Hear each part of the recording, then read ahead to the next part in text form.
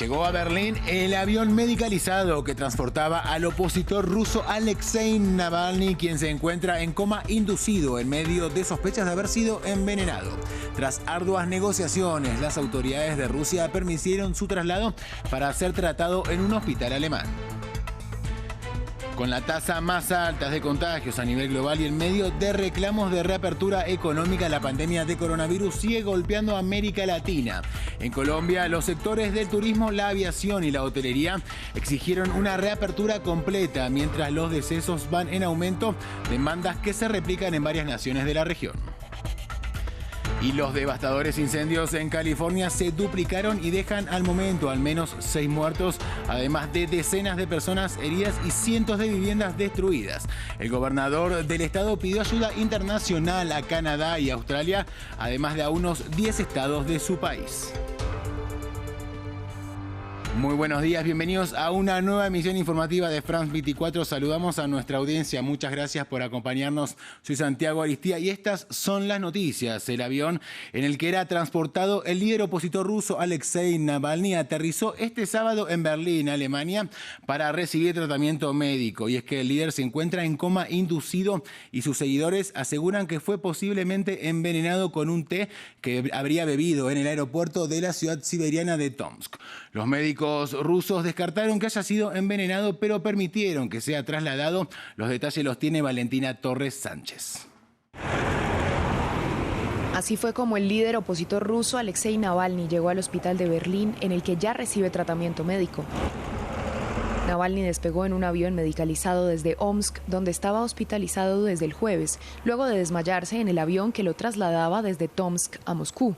De acuerdo con sus seguidores, el opositor fue envenenado, probablemente con un té que tomó en el aeropuerto de Tomsk, por lo que la aeronave en la que viajaba aterrizó de emergencia en Omsk. Su salida de Rusia se produjo en medio de una amplia polémica. En principio, los médicos aseguraban que no era recomendable trasladarlo porque el despegue y el aterrizaje podían causar consecuencias. Sin embargo, el viaje fue autorizado tras la presión ejercida por sus seguidores y su esposa, que se dirigió oficialmente al presidente Putin.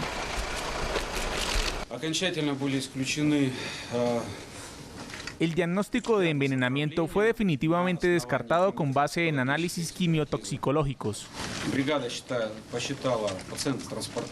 El equipo médico ruso consideró que el paciente puede ser transportado. Ellos señalaron que el transporte es posible y garantizaron que lo llevarán a un destino específico, que es Berlín.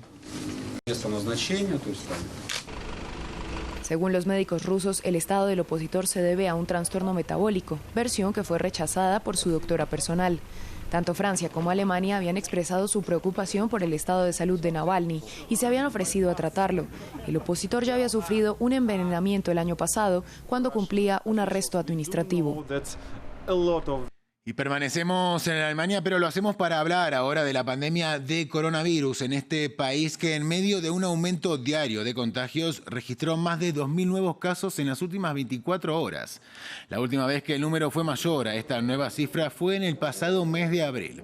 Según las autoridades del país, el incremento estaría vinculado al regreso de turistas de sus vacaciones en zonas de riesgo del extranjero. El Instituto Robert Koch, encargado de la vigilancia epidemiológica en el país, registró 2.034 nuevos casos, lo que eleva a 232.082 el total de contagios desde que comenzó la pandemia. Y en otras noticias, la Organización Mundial de la Salud prevé que la pandemia de COVID-19 dure casi 2 años, en medio de alertas por posibles rebrotes en Europa y mientras regiones de América Latina registran un incremento diario de contagios tras casi 5 meses de confinamiento. El organismo indicó este viernes que espera que la pandemia dure menos de 2 años. El director general de la OMS advirtió que para acabar con el brote es necesaria la coordinación de esfuerzos internacionales. Tenemos la desventaja de la globalización, la cercanía y la conectividad, pero también tenemos la ventaja de una mejor tecnología. Así que esperamos terminar esta pandemia antes de 2 años. Especialmente si podemos unir nuestros esfuerzos con unidad nacional y solidaridad global. Esa es la clave, con la utilización de las herramientas disponibles al máximo y la esperanza de que podemos tener herramientas adicionales como la vacuna. Continuamos con información sobre el avance del coronavirus en América Latina. La región continúa muy agitada debido a la pandemia. En Colombia, los sectores del turismo, la aviación y la hotelería exigieron una reapertura completa, y esto en medio del incremento de las muertes. Mientras tanto, el gobierno de Bolivia adelantó una campaña de testeo en la ciudad de La Paz, y esto para detener la escalada de casos, mientras que Argentina anunció el inicio de ensayos clínicos de la vacuna china y también otras medidas. Pero el virus continúa sin mostrar signos de retroceder en esta región que tiene la tasa más alta de contagio a nivel global. Decenas de personas se agolparon a las afueras del aeropuerto El Dorado desafiando el virus en Bogotá. Pertenecen a los sectores de la aviación, el turismo y la hotelería, que desde el comienzo del confinamiento el 25 de marzo quedaron totalmente paralizados. Exigen una reapertura económica total en uno de los países con la cuarentena más larga del mundo. El desempleo es su principal argumento, ya que la desocupación escaló al 19.8% en junio. La economía cayó un 15.7% en el segundo trimestre del año, y los sectores de la comida, el transporte, el comercio y el alojamiento vieron una caída del 34.3%. Pero la alcaldesa de la capital anunció una estrategia para reabrir restaurantes, aunque los demás sectores siguen en suspenso en medio de un incremento en las muertes. En Bolivia la situación no es distinta. El gobierno lanzó una estrategia de testeo masivo para cobijar al 43% del área metropolitana de La Paz para hacer frente a la escalada de contagios. Son 1.800 personas en 600 brigadas. Se espera llegar a 180.000 familias. Buenas tardes a todos. El gobierno argentino, entre tanto, declaró la televisión, el internet y la telefonía celular como servicios públicos esenciales y decidió congelar sus tarifas hasta el 31 de diciembre.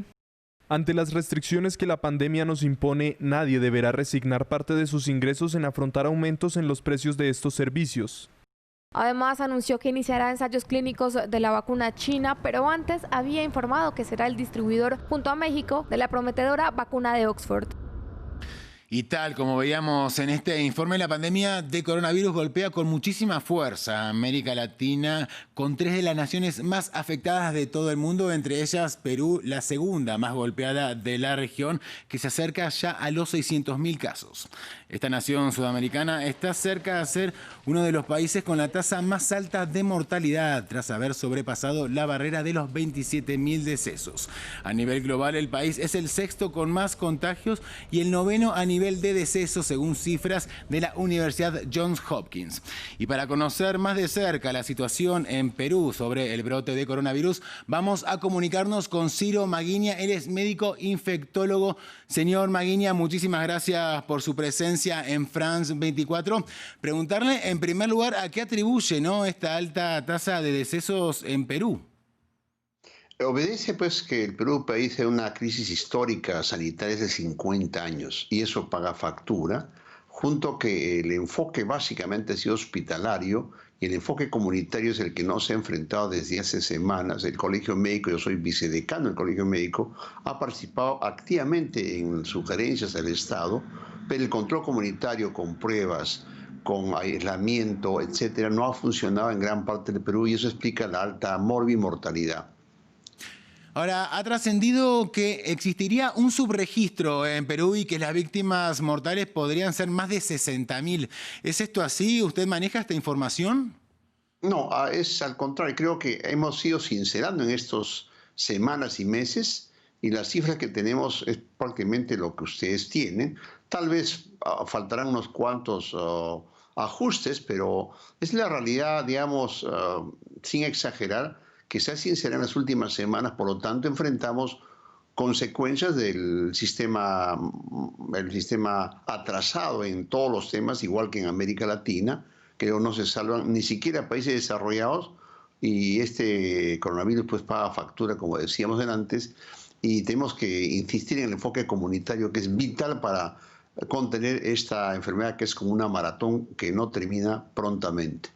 Señor Maguiña, trascendió también que hay una alta demanda de oxígeno en Perú, que estarían instalando también plantas en los próximos meses. ¿Cómo están manejando esta situación? ¿Cuál es el escenario en este sentido? Bueno, la oferta con la demanda del oxígeno hace ya 2 meses pagó factura en la Amazonía, en el oriente peruano, que fue una causa importante de mortalidad.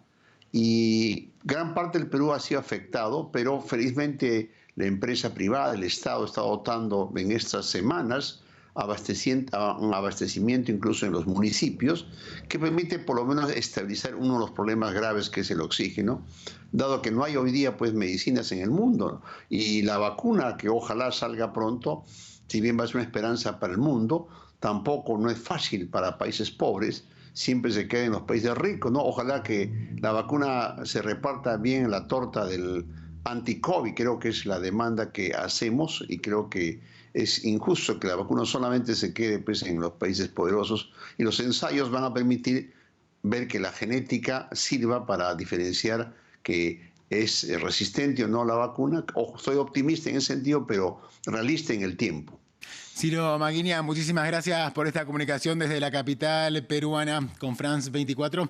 Avanzamos ahora con otras noticias porque los devastadores incendios en California, Estados Unidos, se incrementaron hasta casi duplicarse y dejan al momento al menos 6 muertos, además de decenas de personas heridas. Se trata de alrededor de 560 focos incendiarios que destruyeron ya cerca de 500 viviendas y otras estructuras edilicias. California solicitó la colaboración de unos 375 equipos de bomberos, de los cuales cerca de 45 ya están trabajando en la zona. El gobernador del estado, Gavin Newsom, dijo que ya pidió ayuda internacional a Canadá y a Australia, además de a unos 10 estados de su país. La concentración del fuego es el desafío que enfrentamos en el estado. Ahora está impactando de manera desproporcionada el norte de California. Eso se debe a cerca de 12.000 rayos que experimentamos durante un periodo de 72 horas. Hace un día anuncié que estamos luchando para abordar las necesidades de eliminar unos 376 incendios en este estado. Ese número ha aumentado a alrededor de 560 en el estado de California. Noticias de América Latina. Una tensa situación se vivió en uno de los pasos fronterizos entre Colombia y Venezuela este viernes. En principio, las autoridades colombianas informaron que el puente había sido cerrado a causa del alto flujo de migrantes que buscaban retornar a su país. Sin embargo, el gobierno de Caracas desmintió la información, asegurando que solo se estaban realizando una labor de desinfección, y arremetió contra las autoridades colombianas, asegurando que mienten y desinforman. El informe es de Valentina Torres Sánchez. Cientos de migrantes venezolanos permanecieron bloqueados este viernes en el puente Simón Bolívar que conecta a Colombia con Venezuela. En principio, las autoridades colombianas indicaron que Caracas les había informado que había decidido cerrar el paso fronterizo debido al alto número de migrantes que han regresado a su país en los últimos días.